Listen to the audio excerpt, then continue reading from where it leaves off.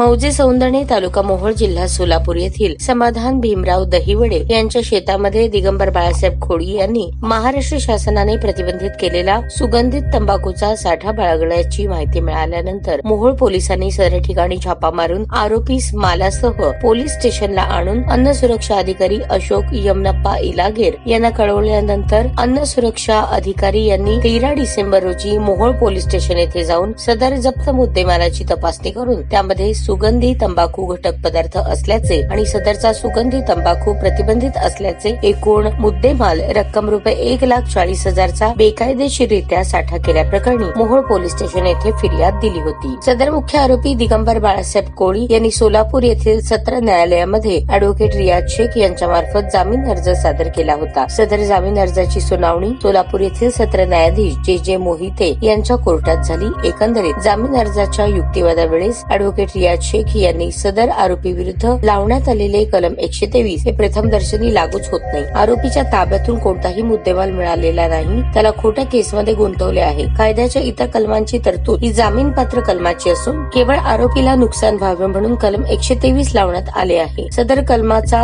लागू होतो अथवा नाही याबाबत साशंकता आहे, त्यामुळे आरोपीस जामीन अर्ज मंजूर करण्याचा युक्तिवाद ग्राह्य धरून सत्र न्यायाधीश जे मोहिते यांनी आरोपी दिगंबर बाळासाहेब कोळी यास रक्कम ₹50,000च्या जामिनावर पोलीस स्टेशनला हजेरी देण्याच्या अटीवर जामीन मंजूर केला। सदर प्रकरणात आरोपीतर्फे अॅडव्होकेट रियाज शेख तर सरकार पक्षातर्फे अॅडव्होकेट बुजरे यांनी काम पाहिले।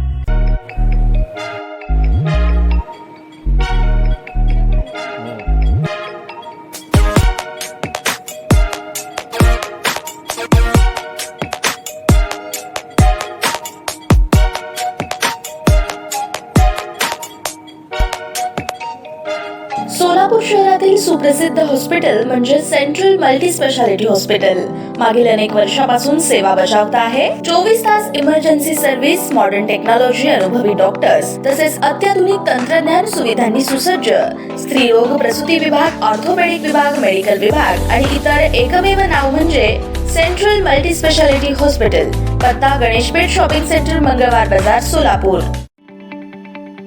ताज्या बातम्या पाहण्यासाठी प्राईम महाराष्ट्र न्यूज चॅनलला सबस्क्राईब करा।